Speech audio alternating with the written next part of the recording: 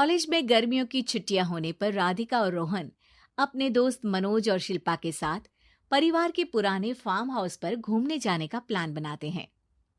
Guys, तुम दोनों को वो फार्म हाउस बहुत पसंद आएगा। बचपन से ही वो मेरी और रोहन की सबसे पसंदीदा जगह रही है। पर मैंने तो इतने सालों में तुम्हारे मुंह से कभी फार्म हाउस का नाम तक नहीं सुना।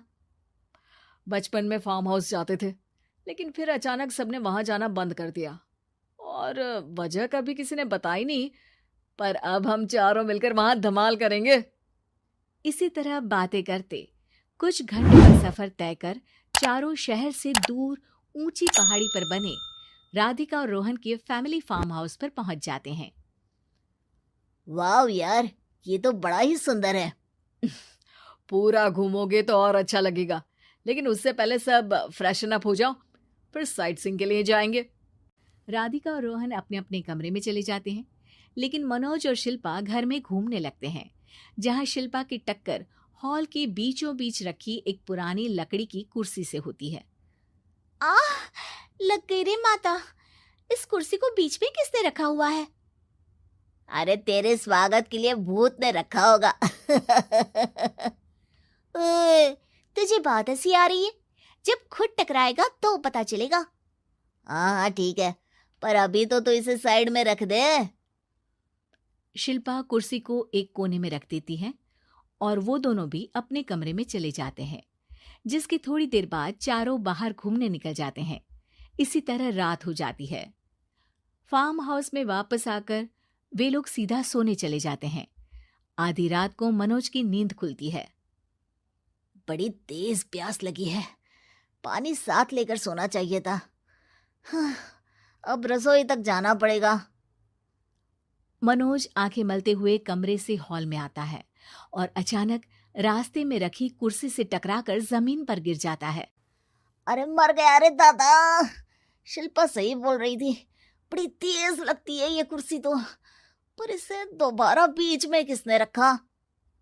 मनोज एक बार फिर उस लकड़ी की कुर्सी को कोने में रख पानी पीकर कमरे में चला जाता है। अगली सुबह जैसे ही चारों की नींद खुलती है तो उन्हें अपने बेड के पास साइड टेबल पर चाय का कप रखा मिलता है, जिसे देख वो खुशी खुशी चाय पीकर तैयार होकर कुछ देर बाद हॉल में मिलते हैं। थैंक यू यार राधिका, मुझे नहीं पता था कि तू इतनी अच्छी चाय बनाती है। वैसे मुझे उस बेड टी की बहुत जरूरत थी। ये और चाय, अरे इसे तो पानी तक उबालना नहीं आता। मतलब तूने हमारे लिए चाय बनाई क्या दोस्त? अरे चल पागल है क्या, इतना भी प्यार नहीं है मुझे कि तुम्हारे लिए बेड टी बनाऊं। चाय पर ये चर्चा करते हुए मनोज जैसे ही पीछे मुड़ता है तो एक बार फिर लकड़ी की पुरानी कुर्सी से टकराकर उस पर गिर जाता है।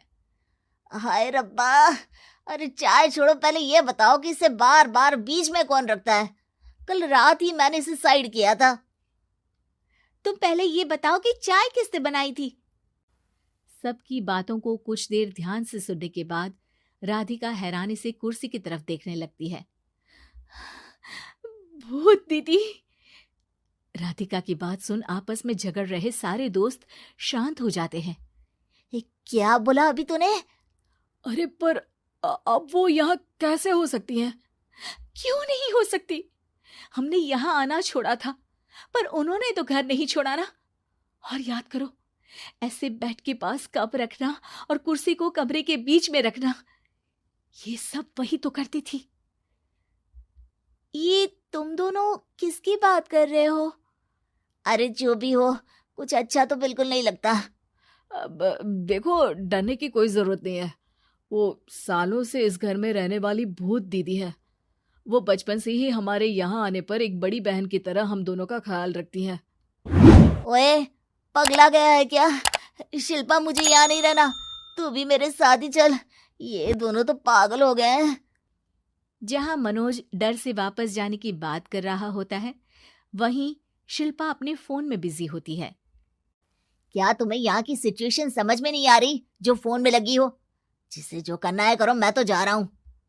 मनोज हड़बड़ाहट में अपने कमरे की तरफ जाता है, जिसके साथ राधिका और मोहन भी उसे रोकने के लिए पीछे पीछे जाते हैं, लेकिन शिल्पा वो तो अभी भी फोन में लगी रहती है।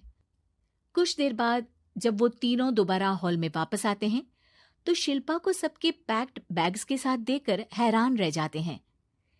ये सब क्या है शिल्पा? यहाँ हम इसे समझा रहे हैं और तुम हमारे बैग्स भी पैक कर कर लेकर आई। अरे आखिर में फोन से बाहर निकलकर कुछ किया तो सही इसने। दोस्तों देखो, कल से हम यहाँ हैं। भूत दीदी ने कुछ किया नहीं ना? फिर डर क्यों रहे हो? 4 दिन और रुकोगे तो पता चलेगा कि क्या होगा। मतलब? इस पर शिल्पा उन तीनों को फार्म हाउस से बाहर लाकर फोन में पुरानी न्यूज का आर्टिकल दिखाती है। सालों पहले यहाँ रह रही औरत ने अपने दोनों बच्चों को सुबह सुबह दूध में जहर पिलाकर मार दिया और फिर हॉल में उस कुर्सी पर खड़े होकर खुद भी फांसी लगा ली थी। तुम्हारी बातों से मुझे इस केस की याद आ गई। गूगल किया तो पता चला कि ये वही फार्म हाउस है। अभी भी यहाँ रहना चाहते हो जिससे कुछ दिनों में वो सबको थोड़ा थोड़ा जहर देकर मार दे? अरे पर ये दोनों तो बचपन से यहाँ आ रहे हैं, फिर इन्हें अभी तक कुछ क्यों नहीं हुआ? वो तो पापा बताते हैं कि हम आते थे। हाँ, और मुझे भी एक बार का ही याद है। वाह, और कहानियां तो ऐसे सुना रहे थे जैसे सदियों से यहीं रहते हो। तीनों ये बात कर ही रहे होते हैं कि अचानक फार्म हाउस में से एक आवाज सुनाई देती है। मैं यहाँ किसी को जिंदा नहीं रहने दूंगी, किसी को नहीं। बस ये सुनने की देर ही होती है कि चारों डर से कांपते हुए तुरंत कार में बैठकर वहां से भाग जाते हैं।